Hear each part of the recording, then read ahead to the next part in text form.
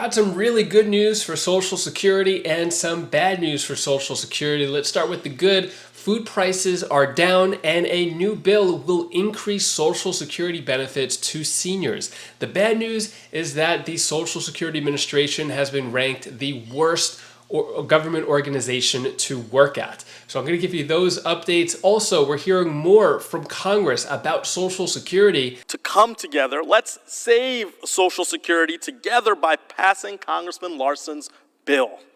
Let's expand, not repeal, the healthcare savings that I'll play you the full video clip of what is being said there, and I'll give you some other important updates as well.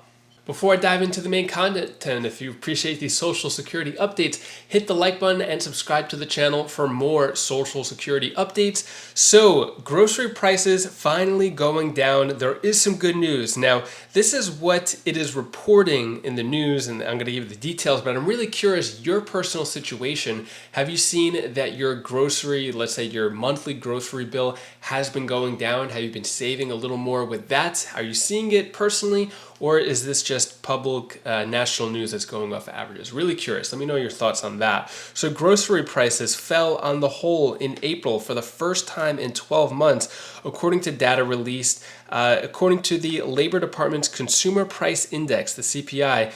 The closely watched inflation gauges prices for food at home fell 0.2% in April. This was the first time food at home prices fell since April 2023 and followed several months of plateauing. So after rising quickly for the past 3 years due to supply chain constraints and the impact of the Ukraine war, grocery prices were up 1.1% over the past 12 months.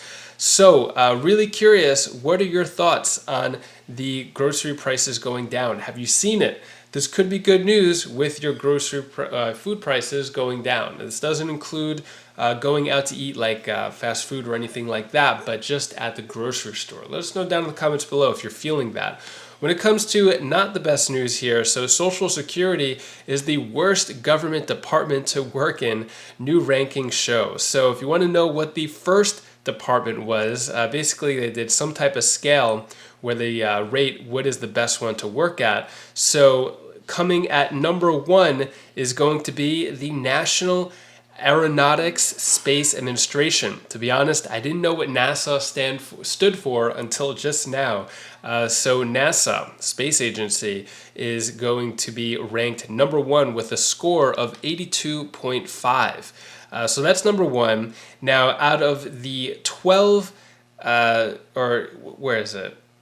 Okay. Yeah, out of the, I think it's 12 or 17 organizations, we have Social Security Administration with a score of just 52.1 coming in. Last year is at 53.9, but it is last place when it comes to working at a government organization. It's actually 12th place. So yeah, looks like not doing too good. But we have Martin O'Malley, who is the new Commissioner of Social Security. So Social Security Chief Martin O'Malley races to rebuild troubled agency. Is it too late? Is it too big, bulky, bureaucratic?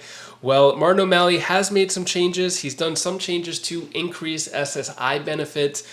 He's done a few good changes, done some PR work, putting out some updates personally. We haven't seen that before with the SSA, so he might be doing some good things. So he says that he is going to work really hard in order to make a change. So we'll see what happens when it comes to what's going on with the SSA. We're hearing that there could be more money being thrown at the SSA if the new budget happens. So we'll see what happens with that. Let me know your experience with the SSA. Not your checks, but I guess calling in, long wait times, things like that. Customer service, has that been good enough for you? Are there areas of improvement? He says that he's going to fix the clawbacks as well. So we'll see what happens. New Gallego bill increases Social Security benefits for seniors. So this Boosting Benefits and COLAs for Seniors Act changes the calculations for Social Security cost of living and more accurately reflects the costs incurred by Arizona seniors and all seniors in general. So when it comes to the COLA, how it's calculated. We've seen this before. It just so happens this bill is getting a little bit more PR than other bills currently. I just want to give you the latest news on what Social Security bills are floating around. So this one getting some digital news attention, but when it comes to other media attention, the Social Security 2100 Act is definitely getting a lot of support in Congress. They've been speaking about it multiple times. We have Representative John Larson talking more and more about the Social Security 2100 Act and the need to increase Social Security. So this would help adjusting the COLA, but very minimal amount, not enough. If this bill does pass, you'll see a small bump in your COLA, but there needs to be a much bigger reform and expansion of benefits. When it comes to what needs to be done with Social Security, take a look at what this representative is saying in Congress. I thank my colleague, the gentleman from Connecticut, Mr. Larson, for yielding. Mr. Speaker, I rise today to address an issue that is deeply personal to me and many Americans, the sacred trusts of Medicare and Social Security. Mr. Speaker, I was raised by a mom who worked double shifts as a nurse in Rhode Island in nursing homes.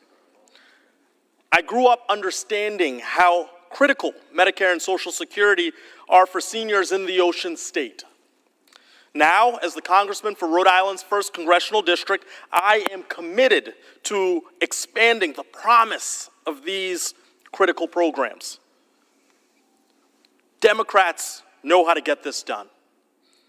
Through the landmark Inflation Reduction Act, Congress authorized Medicare to negotiate the price of prescription drugs, capping the cost of insulin for seniors at just $35 a month and limiting out-of-pocket expenses to $2,000 a year.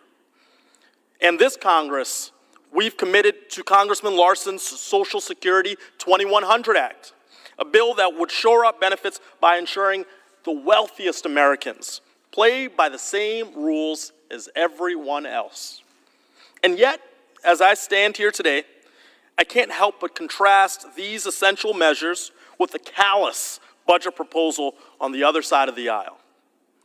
Make no mistake, the Republican Study Committee's proposal is a backward budget. If enacted, it would cut Social Security benefits for more than 250 million Americans nationwide.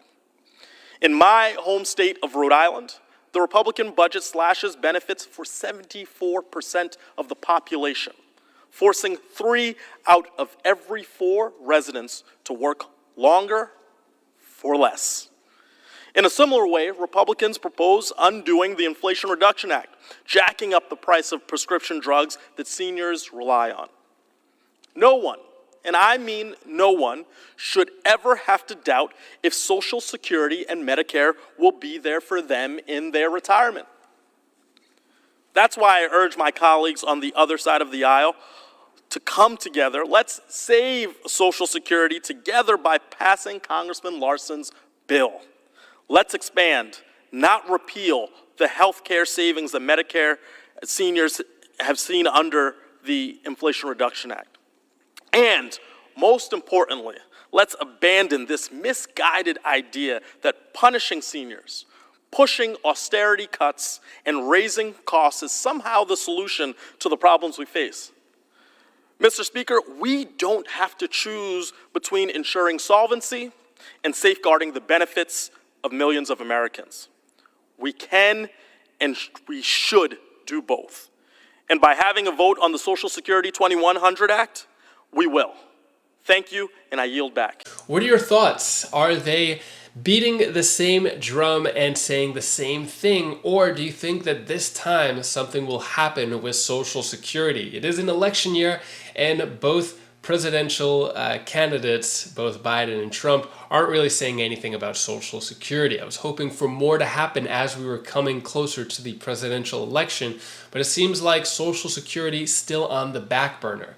And that is all the news that I have for you today to hopefully brighten your day a bit. Here's my daughter Bella's tip of the day.